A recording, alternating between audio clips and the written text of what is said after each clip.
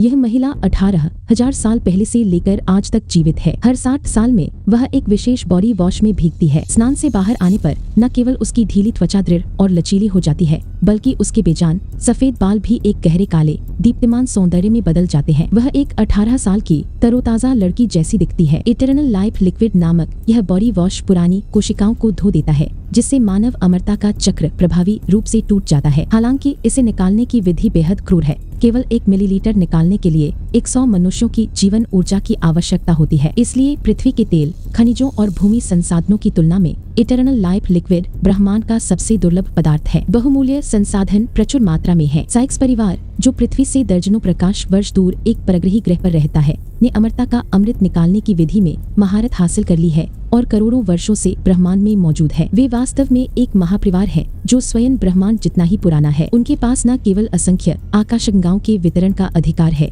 बल्कि पृथ्वी भी उनके लिए मनुष्यों को बंदी बनाकर प्रजनन कराने और अमरता का अमृत निकालने का एक चारागाह मात्र है। हालांकि 90,000 वर्षों तक सर्वोच्च शासन करने वाली रानी साइक्स की मृत्यु के बाद उनके 3 बच्चों को आकाशगंगा की अधिकांश भूमि विरासत में मिली है। पृथ्वी पर जन्मी और पली बढ़ी एक छोटे शहर की लड़की एम्मा ने कभी सोचा भी नहीं था कि वह, जो बचपन से ही अपनी मां के साथ अपने दत्तक पिता की देखरेख में रही थी, बड़ी होकर स्नातक की उपाधि प्राप्त करेगी। मैं, जो केवल धनवानों के शौचालय साफ कर सकती थी, एक दिन खुद को ब्रह्मांडीय शक्ति साइक्स परिवार के उत्तराधिकार विवाद में फंसा पाऊंगी। अब संकट में फंसी एम्मा ने अपने चचेरे भाई के प्रोत्साहन से अपनी प्रिय दूरबीन खरीदने के लिए पैसे जुटाने हेतु एक अस्पताल में अपने अंडे बेचने तक के बारे में सोचा। ऑपरेशन टेबल पर लेटे रहने तक एम्मा को डर का एहसास नहीं हुआ, लेकिन तभी डॉक्टर ने अचानक उसके अंगों को औजारों से बांध दिया और फिर उसका शरीर हवा में उठा लिया गया। इस महत्वपूर्ण क्षण में काले कपड़े पहने एक आदमी अचानक दौड़ा और कई डॉक्टरों पर गोलियां चला दी। अंततः उनके असली रूप सामने आ गए। अपने संकीर्ण अंगों और बड़े सिर के साथ वे एलियंस जैसे लग रहे थे। आखिरी एलियन प्राणी को हराने के बाद एम्मा बेहोश हो गई। जब उसे होश आया तो काले कपड़े पहने आदमी ने अपना नाम केन बताया,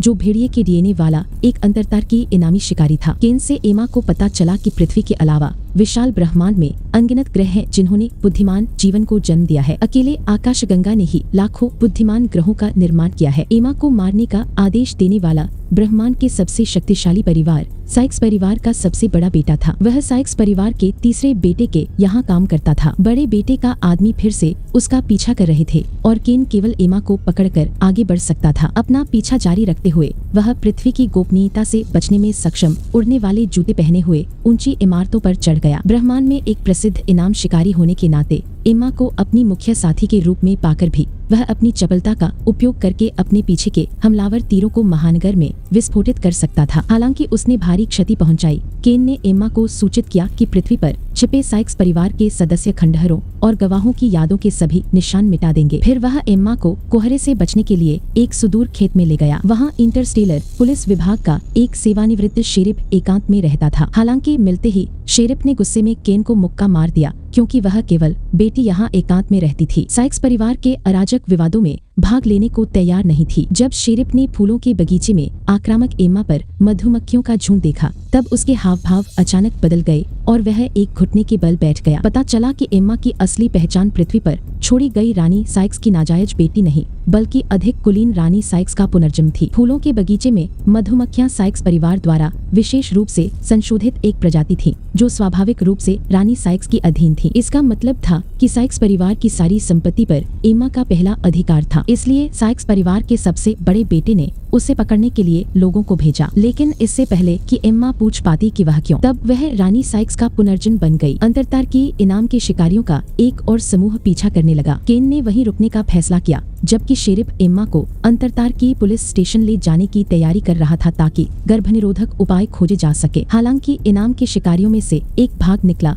और उसने ट्रेडमिल पर गोली चला दी, जिससे शेरिफ बेहोश हो गया। सौभाग्य से मधुमक्खियों ने अपना दूसरा मोड चालू कर दिया और टीम को फंसा लिया। हालांकि एम्मा मक्के के खेत में भाग निकली। मधुमक्खियों से मुक्त होकर शिकारी ने बेरहमी से ट्रेडमिल पर गोली चलाकर उसे बेहोश कर दिया। जब तक केन बाहर आया, तब तक बेहोश एम्मा को विमान में ले जाया जा चुका था। हालांकि आखिरी क्षण में केन ने लैंडिंग गियर पकड़ लिया और हैच से बाहर निकल गया। विमान ने दर्जनों प्रकाश वर्ष पार करने के लिए वर्महोल का इस्तेमाल किया। एक खूबसूरत गुलाबी ग्रह पर पहुंचकर, जो एक पहाड़ी पर बसा था, एक शानदार महल खड़ा था। यह साइक्स परिवार का दूसरा सबसे बड़ा महल था। उनका स्वागत करने वाले बटलर ने उन इनाम के शिकारियों को भी सम्मानित किया जिन्होंने अपना मिशन पूरा कर लिया था, और उन्हें उनका सबसे प्रतिष्ठित इनाम दिया। 8 स्तरों वाली उत्तम अनंत रात्रि। जब एम्मा कोमा से जागी तो उसने एक चटक गाउन पहना हुआ था। उतनी ही शानदार पोशाक पहने एक महिला उसका इंतजार कर रही थी। वह महिला उत्साह से एम्मा को एक मूर्ति के पास ले गई। यह मूर्ति, जो एम्मा से काफी मिलती जुलती थी, महान रानी साइक्स की थी। उनके सामने खड़ी महिला रानी साइक्स की दूसरी संतान थी,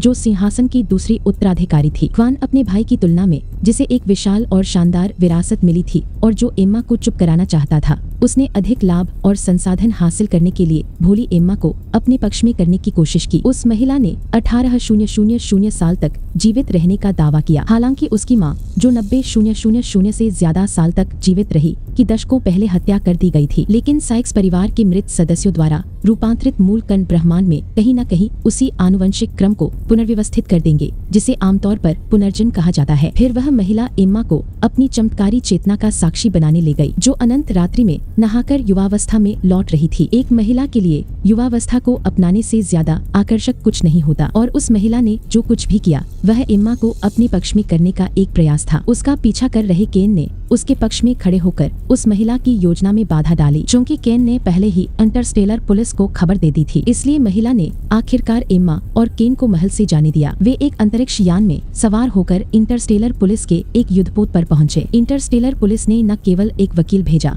बल्कि एम्मा को पृथ्वी का स्वामित्व विरासत में लेने के लिए संघीय राजधानी तक भी पहुंचाया। रानी साइक्स के पुनर्जन के रूप में एम्मा को अपने जन्म स्थान पर पूर्ण उत्तराधिकार का अधिकार प्राप्त था। कई जटिल प्रक्रियाओं के बाद एम्मा को आखिरकार एक बूढ़े व्यक्ति के सामने लाया गया, जिसने उसे एक प्राचीन दिखने वाली मशीन पर अपना हाथ रखने को कहा। कई ऑपरेशनों के बाद एम्मा के हाथ पर पृथ्वी के आकार का एक चमकता हुआ टैटू बना दिया गया। इसके साथ ही पृथ्वी की स्वामिनी के रूप में उसकी आधिकारिक मृत्यु हो गई। 2 दिन पहले तक वह सिर्फ शौचालय साफ करने वाली एक बदसूरत बत्तख थी। अब वह रानी साइक्स में बदल गई थी और पूरे ग्रह पर राज कर रही थी। यह सब एक सपने जैसा लग रहा था, जिससे एम्मा को अवास्तविकता का एक धुंधला सा एहसास हो रहा था। अचानक शेरिफ बेवजह उसके खिलाफ हो गया और बंदूक की नोक पर दोनों को बंधक बना लिया। फिर एम्मा को एक आलीशान अंतरिक्ष यान में सवार रहस्यमय व्यक्तियों के एक समूह ने अगवा कर लिया। अजीब बात यह है कि एम्मा को नुकसान पहुंचाने के बजाय वहां मौजूद लोगों ने उसका भव्य स्वागत किया, जिसमें अगवा युवक बेहद सम्मानजनक था। तीसरे बेटे ने एम्मा का गर्मजोशी से स्वागत किया। साइक्स परिवार के सबसे छोटे बच्चे के रूप में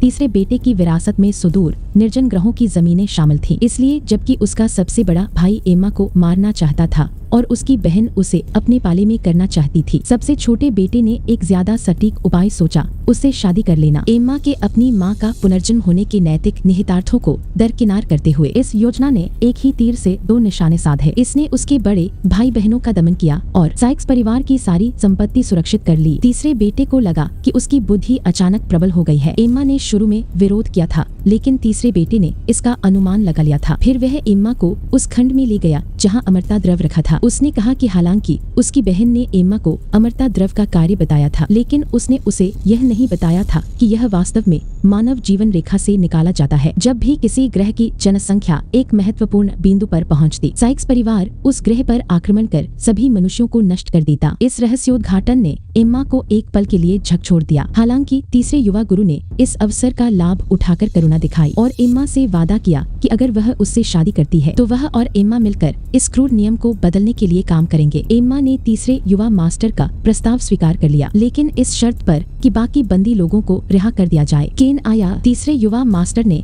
एम्मा के अनुरोध पर तुरंत सहमति दे दी, लेकिन फिर वह केन को अंतरिक्ष में फेंककर अपनी जान बचाने वाला था। इंटरस्टेलर पुलिस के साथ केन की मिलीभगत से उसे धोखा महसूस हुआ। 20 सेकंड के भीतर उसे अंतरिक्ष के शून्य में पाया जाएगा। केन कोमा में चला जाएगा। 90 सेकंड के बाद मानव शरीर अपनी चरम सीमा पर पहुंच जाएगा। उसका खून खोलने लगेगा और अंततः वह फट जाएगा और मर जाएगा। इस महत्वपूर्ण क्षण में केन ने तुरंत अपने उड़ान के जूते सक्रिय कर दिए, उच्च तापमान का उपयोग करके हथकड़ियां पिघला दी। फिर उसने अंतरिक्ष सूट का वह टुकड़ा उठाया जिसे उसने पहले बाहर निकाल दिया था और उसे अपनी छाती से सटा लिया। तेजी से फैलते सूट ने उसके पूरे शरीर को चुंबक की तरह ढांक लिया। इसके बावजूद सूट के अंदर ऑक्सीजन केवल 3 दिन की नींद के लिए ही पर्याप्त थी। 7 मिनट बाद ऑक्सीजन तेजी से खत्म हो गई। केन के मन में एम्मा की यादें कौंधने लगी। वह साइक्स परिवार में भेड़ियों के जीन के सम्मिश्रण से बना एक पारिवारिक योद्धा था। रानी साइक्स की पुनर्जन्म एम्मा का उसने मृत्यु पर्यंत अनुसरण करने का निश्चय कर लिया था। तभी सुदूर अंतरिक्ष में एक साया प्रकट हुआ। एक अंतरिक्ष यान अचानक उसकी ओर मुड़ा। जब केन कोमा से जागा तो उसने महसूस किया कि वह इंटरस्टेलर पुलिस विभाग का कोई व्यक्ति था। भयभीत होकर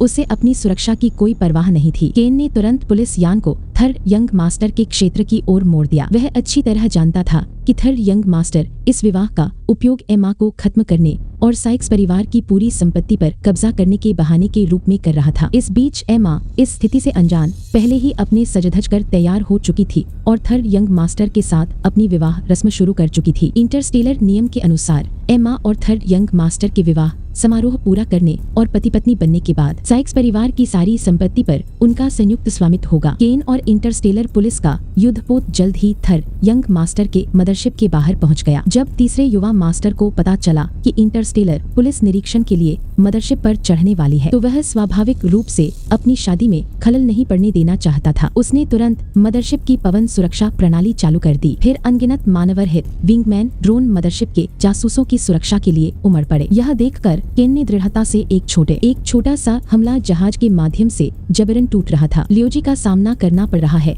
जो मधुमक्खियों की सेना के साथ घनी रूप से पैक है। अपनी शक्तिशाली गोलाबारी के साथ हिन ने एक छेद खोला। एक श्रृंखला बनाने के लिए सामने लियाओजी लगातार विस्फोट करना शुरू कर दिया। अंत में हमले का जहाज बिखरा हुआ था। हिन ने अपने उड़ने वाले जूते में शादी समारोह को रोक दिया। उन्होंने एमा सेन गोंजी का सच्चा उद्देश्य बताया। विवाह समारोह के बाद एमा को मारना है जो विशेष रूप से साइक्स परिवार की संपत्ति पर कब्जा कर लेता है। यह देखकर कि उनकी योजना सामने आई। इसके अलावा पर्यवेक्षण करने के लिए मातृसृजन के बाहर इंटरस्टेलर पुलिस विभाग से युद्धपोत है। तीसरा युवा मास्टर केवल दोनों को अनिच्छा से जाने दे सकता था, लेकिन पृथ्वी पर लौटने के बाद एमा ने पाया कि उनकी माँ और दत्तक पिता उनके सभी परिवार थे। वह सबसे बड़े बेटे के अधीनस्थों द्वारा पकड़ा गया है। परिवार के खतरे के तहत एमा केवल सबसे बड़े बेटे के ग्रह क्षेत्र का पालन कर सकता है। एक गैस ग्रह जो बृहस्पति जैसा दिखता है ग्रह के अंदर के मार्ग को पार करते समय इस्तेमाल किया जा सकता है। छिपकली जनरल सबसे बड़े बेटे के अधीनस्थ ने अचानक ग्रह मार्ग को बंद कर दिया। इंटरस्टेलर पुलिस विभाग के युद्धपोतों को हिंसक बादलों द्वारा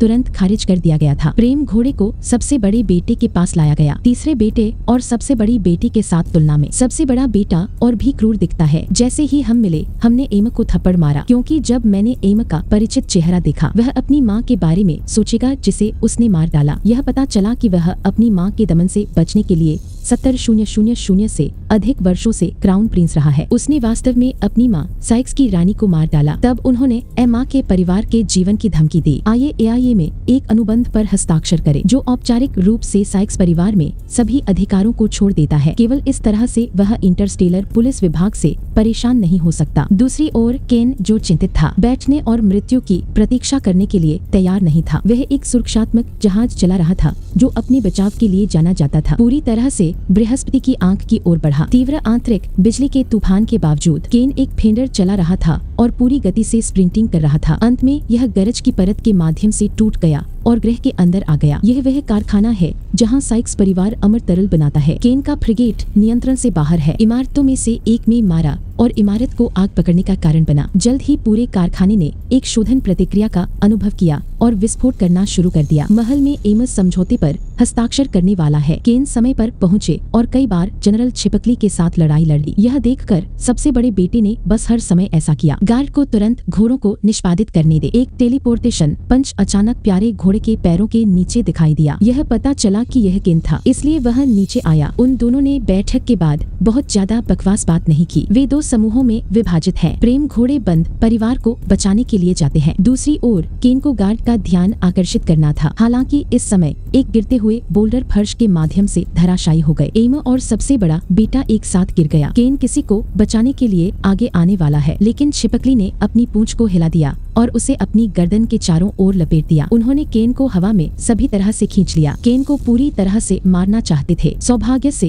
केन ने समय में एक लोहे का कांटा पकड़ लिया और जनरल छिपकली की पूंछ को चाकू मार दिया। 2 आनुवंशिक रूप से संशोधित योद्धाओं ने फिर से लड़ाई लड़ी, लेकिन अंत में केन अभी भी इस पर बेहतर है। ट्रांसमिशन डिवाइस के समर्थन के साथ जनरल छिपकली क्रिस्टल फर्श के बीच एम्बेडेड थी। दूसरी तरफ प्रेम घोड़ा अभी भी आकाश में गिर रहा है। अंत में केन को सफलतापूर्वक फ्लाइंग बूट्स द्वारा बचाया गया, लेकिन सबसे बड़ा बेटा इतना भाग्यशाली नहीं है। अप्रत्याशित रूप से एक लौकिक शक्ति नेता मौत के लिए गिरना। बाद में दोनों को इंटरस्टेलर पुलिस विभाग के लोगों द्वारा सफलतापूर्वक बचाया गया। बड़े बेटे के खतरे के बिना एमा आखिरकार वह रानी बन गई जो पृथ्वी को नियंत्रित करती है। अपने व्यक्तिगत गार्ड केन के साथ वह एक आकस्मिक तरीके से पृथ्वी पर एकांत में रहती